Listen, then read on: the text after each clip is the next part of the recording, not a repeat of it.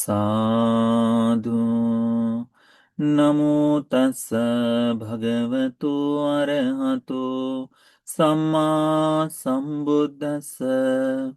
नमो तस्स भगवतो अरहतो सम्मा संबुद्धस्स। नमो तस्स भगवतो अरहतो सम्मा संबुद्धस्स। साधु साधु साधु। पूजनीय कल्याण मित्र, हमारे गुरु बंते जी को हमारा प्रणाम है। साधु साधु साधु। श्रद्धावान उपासक उपासिकागण, हम लोग अभ्यास कर रहे हैं संयुक्त निकाय का। इस संयुक्त निकाय में हम लोग देखेंगे धातु संयुक्त का चौथा वर्ग, चौथे वर्ग के यह छठा सूत्र है, अभिनंदन सूत्र। ठीक है। भगवान बुद्ध जी ने यह धर्म का उपदेश भी श्रावस्ती में ही किया था। जब भगवान बुद्ध जी श्रावस्ती में जेतवन में विराजमान थे, तब भगवान ने भिक्षुओं को आमंत्रित किया और भिक्षुओं को इस प्रकार से उपदेश दिया। भगवान कहते हैं, यो भिक्खवे पठवी धातु अभिनंदन्ति। जो भिक्षु पृथ्वी धातु का अभिनंदन करता है। अभिनंदन करना यानी हम्म अभिनंदन करना यानी उसको आनंद से स्वीकार करना, उसका अनुमोदन करना, है ना। जैसे हम किसी को हैप्पी बर्थडे कहते हैं तो हम उसका अभिनंदन करते हैं। किसी का सेलिब्रेशन का हो तो हम उसको कॉन्ग्रेचुलेशन कहते हैं। ये अभिनंदन करना है, उनके आनंद में समाहित हो जाना, है ना। तो आनंदित होने का जो भाव है, उसको स्वीकार करना, आनंद से स्वीकार करने का जो भाव है, उसे कहते हैं भगवान अभिनंदन। यो भिक्खवे पठवी धातु अभिनंदति। जो व्यक्ति इस पृथ्वी धातु का अभिनंदन करता है, दुखं सो अभिनंदन्ति। क्या कहते हैं भगवान?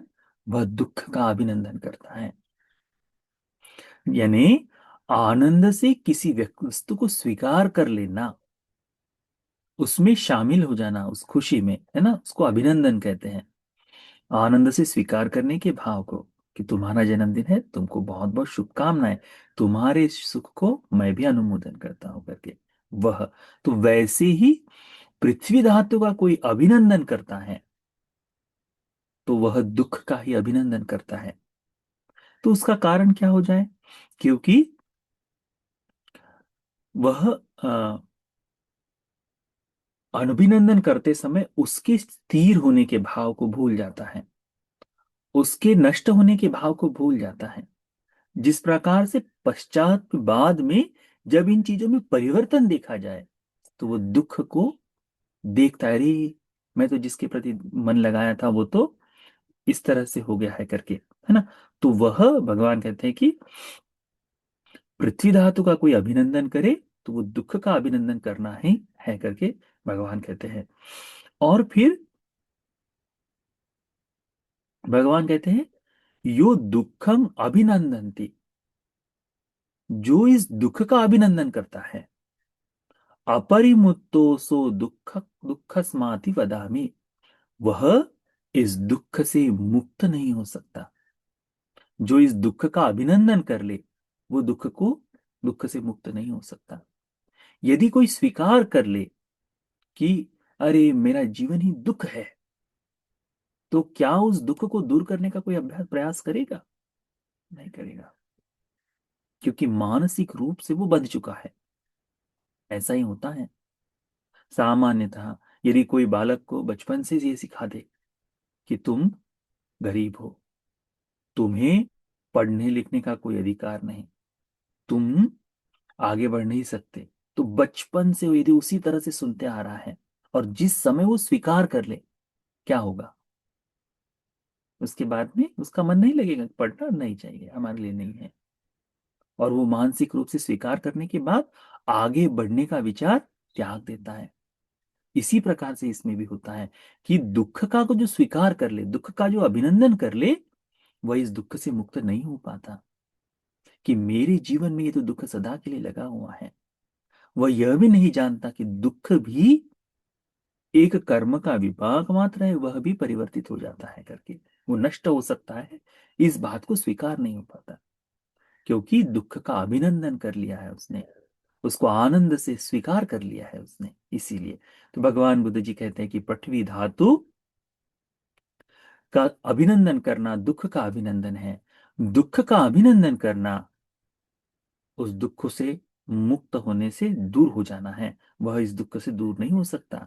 इसी प्रकार से भगवान कहते हैं यो आपो धातुम अभिनंदन्ति, इस आपो धातु का, जल धातु का जो कोई अभिनंदन करता है, यो तेजो धातुम अभिनंदन्ति, यह तेजो धातु का कोई अभिनंदन करता है, अग्नि का कोई अभिनंदन करता है, यो वायु धातु अभिनंदन्ति, इस वायु धातु का कोई अभिनंदन करता है, भगवान बुद्ध जी कहते हैं सो दुखं अभिनंदन्ति, वह दुख का ही अभिनंदन कर रहा है, दुख को ही स्वीकार कर रहा है। भगवान बुद्ध जी कहते हैं यो दुखं अभिनंदन्ति, जो इस दुख का अभिनंदन कर रहा हो, जो दुख का अभिनंदन कर रहा हो, अपरिमुक्तो सो दुःखस्माति वदामि, वह इस दुख से मुक्त नहीं हो सकता, दूर नहीं हो सकता करके भगवान देशना करते हैं। इसके विपरीत भगवान बताते हैं कि योचको भिक्खवे पठवी धातु नाभिनंदति, जब कोई व्यक्ति इस पृथ्वी धातु का अभिनंदन नहीं करता, दुखं सो नाभिनंदति, तो वह दुख को ही, दुख का भी अभिनंदन नहीं कर रहा है, दुख का ही अभिनंदन नहीं कर रहा। पृथ्वी धातु का अभिनंदन करना दुख का अभिनंदन है, पृथ्वी धातु का अभिनंदन न करना दुख का अभिनंदन करना नहीं है। तो जैसे ही पृथ्वी धातु की यथास्थिति को कोई जान ले तो उसे वो सुख से स्वीकार करे, ऐसा नहीं, उस दुख को स्वीकार करे, ऐसा नहीं हो सकता। भगवान यही बता रहे हैं कि जिसने पृथ्वी धातु का अभिनंदन नहीं किया वो दुख का भी अभिनंदन नहीं कर रहा है। यो दुखं नाभिनंदन्ति, इस तरह से यो दुखं नाभिनंदति, जो व्यक्ति इस दुख का अनुमोदन नहीं कर रहा, परिमुक्तो सो दुख स्माति बदामी, भगवान कहते हैं कि वह इस दुख से मुक्त हो सकता है, वह इस दुख से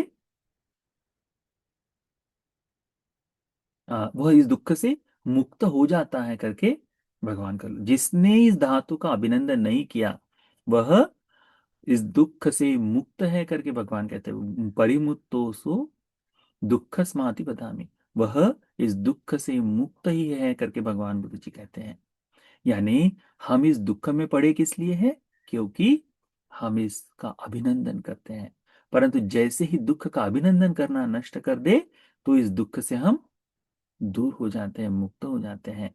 भगवान बुद्ध जी इसी प्रकार से बताते हैं कि जब कोई व्यक्ति आपो धातु का, तेजो धातु का, वायु धातु का अभिनंदन नहीं करता तो वह दुखं सो नाभिनंदति, दुख का भी अभिनंदन नहीं करने वाला है। यो दुखं नाभिनंदन्ति, जब कोई इस दुख का अभिनंदन नहीं करता, परिमुक्तो सो दुख स्माति वदामि, तो कहते हैं कि वह दुख से मुक्त हो गया है, दुख को दूर कर दिया है करके भगवान इस सूत्र में बताते। यह सूत्र है अभिनंदन सूत्र। ठीक है, दूसरा सूत्र है उपाद सूत्र। तो उपाद सूत्र भी भगवान बुद्ध जी ने श्रावस्ती में ही उपदेशित किया था, श्रावस्ती में ही भिक्षुओं को आमंत्रित किया भगवान ने, और भगवान ने इस तरह से उपदेश दिया। क्या कहते हैं भगवान, यो भिक्खवे पठवी धातुया उपादो स्थिति अभिनिबद्धति पातु भावो, यानी इस पृथ्वी का उत्पन्न होना, इसकी स्थिति है ना, जो कुछ भी इसके साथ साथ में उत्पन्न हो रहा है उसको भी, यानी उसका अभिवर्धन जो है, उसकी बढ़ोतरी जो है, ये जो बात है वह, और प्रादुर्भाव हो जाना जो है वह, भगवान कहते दुख से सो उपादो रोगानन, दुख का ही उत्पन्न होना है, रोगों का स्थिति, रोगों का स्थिर हो जाना है, जरा मरण से पातु भावो, जरा मरण का उत्पन्न होना है, किस चीज के साथ, पठवी धातु के उत्पत्ति के साथ। भगवान कहते हैं ये जो पठवी धातु है, इस पठवी धातु का उत्पन्न होना, स्थिर होना और इसका प्रादुर्भाव जो है, ठीक है, यह जो है अ, आगे बढ़ते हुए जो है ना, बढ़ोतरी होते हुए प्रादुर्भाव जो होना है, वह तो किसका, पठवी धातु का। तो ये जो पठवी धातु उत्पन्न हो रही है, यदि शरीर के बारे में कहे तो ये जो पठवी धातु उत्पन्न हो गए, इसके उत्पन्न होते ही क्या उत्पन्न होता है, दुख का उत्पत्ति होती है। दुख शेषो उपादो, दुख उत्पन्न होता है। रोगान स्थिति, रोगों का स्थित हो जाता है, रोग अपने जीवन में आकर जमा हो जाते हैं। जरा मरण से पातु भाव, साथ साथ में जरा मरण इसके साथ में लग जाता है।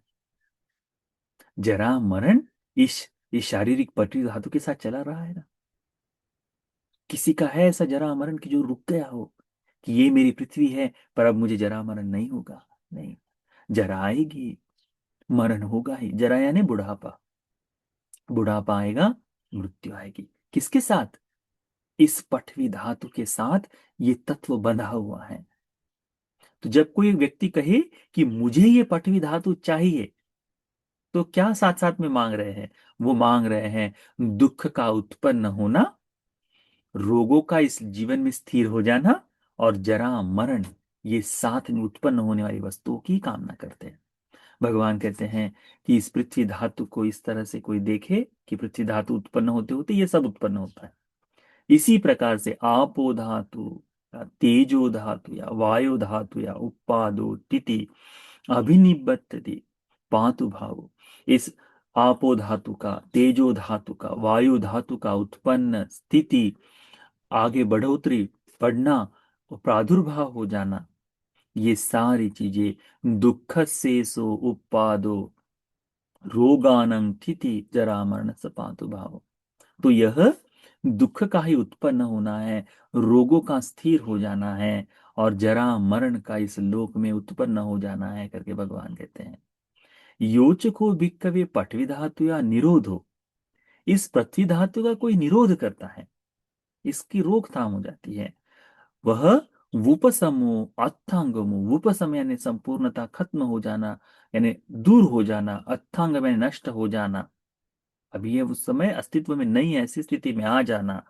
दुख से सो निरोधो, यही दुख का भी निरोध है। रोगानंग उपशमो, रोगों का शमन हो जाना है।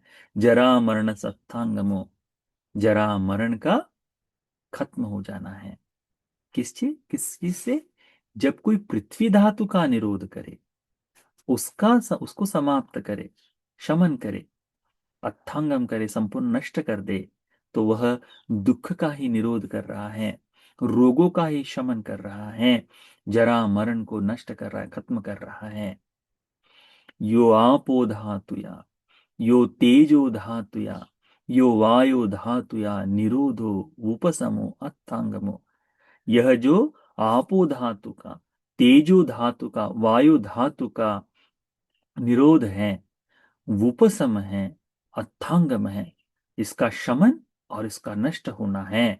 दुख से सो निरोधो रोगान, तो यह दुख का ही निरोध है। रोगानं उपसमो, रोगों का उपशमन है, समाप्त कर देना जो है, शांत कर देना जो है। जरा मरण सा अथांगमो, जरा मरण को खत्म कर देना है। तो इस चीज को हमने समझना चाहिए। इस उपपाद सूत्र में भगवान क्या बताते हैं, पृथ्वी धातु के साथ या फिर इन चार महाभूतों की उत्पत्ति के साथ ही, जैसे ही ये चार महाभूत उत्पन्न हो, इनका अस्तित्व में आना हो, इसका बढ़ोतरी होना, इसका आगे बढ़ना है जो ना, अभिनिबद्धति पातु भाव, ये प्रादुर्भाव होकर जो बढ़ना है, यह बढ़ना वस्तुतः क्या है, यह बढ़ना ही इसका, भगवान कहते हैं कि इसके साथ साथ ही जरा मरण का उत्पन्न, दुख इसके साथ ही उत्पन्न होगा। रोग जो है वह अस्तित्व में आएंगे, और जरा मरण इसके साथ में लग जाएगा, इन चार महाभूतों के साथ।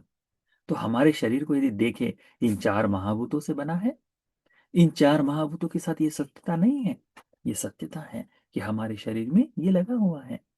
ये चार महाभूत होने के कारण ही हमें हमारी बुढ़ापा दिखाई देता है, हमें हमारी मृत्यु दिखाई देती है। यदि ये चार महाभूत ना हो, तो क्या हमें ये दिखाई दे सकता है, नहीं। तो ये चार महाभूत कहाँ कहाँ है? सभी जगह है। दिव्य लोक में इसी चार महाभूत से शरीर है, अपाय में भी चार महाभूत से शरीर है, प्राणियों के लोक में भी चार महाभूत से शरीर है, पक्षियों के लोक में भी चार महाभूत से है, प्रेत लोक में भी चार महाभूतों से ये शरीर बनता है। तो जहां भी जन्म ले, जहां भी जन्म ले, इन्हीं चार महाभूतों से उत्पत्ति होनी है। तो उसके साथ साथ में दुख भी जन्म लेगा, रोग जन्म लेंगे, और जरा मरण जन्म लेगा। हाँ, इसका प्रमाण अलग हो सकता है, जैसे शरीर का प्रमाण अलग है। जैसे दिव्यलोक में शरीर हमारे तरह स्थूल जो कठोर ऐसा नहीं है, सूक्ष्म है।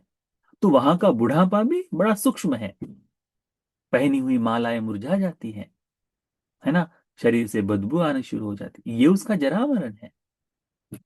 निरय में शरीर भिन्न तरह से कठोर है, कितनी भी प्रकार का दुख भोगते हुए भी शरीर छिन्न भिन्न नहीं होता, खंडित नहीं होता उस तरह से। वह पुनः पुनः उस कर्मानु रूप को भोगने के लिए उसकी उत्पत्ति होती है। तो वहां पे भी इसी प्रकार से है। जानवरों के लोक में भी हमारा शरीर जिस तरह से उसी तरह से है। तो यदि कोई व्यक्ति कहे कि मैं इस पृथ्वी धातु से, इस शरीर की, मनुष्य लोक की शरीर की पृथ्वी धातु से मुक्त हो जाओ, तो क्या वास्तव में वो सभी पृथ्वी धातु से मुक्त हो गया क्या? नहीं। वह कहीं ना कहीं, जब तक इस लोक में उसका अस्तित्व बना है, तब तक वह दुख की ही उत्पत्ति के लिए लगा है, रोगों की स्थिति के लिए लगा है, जरा मरण के लिए ही लगा है। क्योंकि इन चारों महाभूतों की उत्पत्ति के साथ साथ दुख उत्पन्न होता है, रोग स्थिर हो जाते हैं, जरा मरण उसका भी प्रादुर्भाव होता है।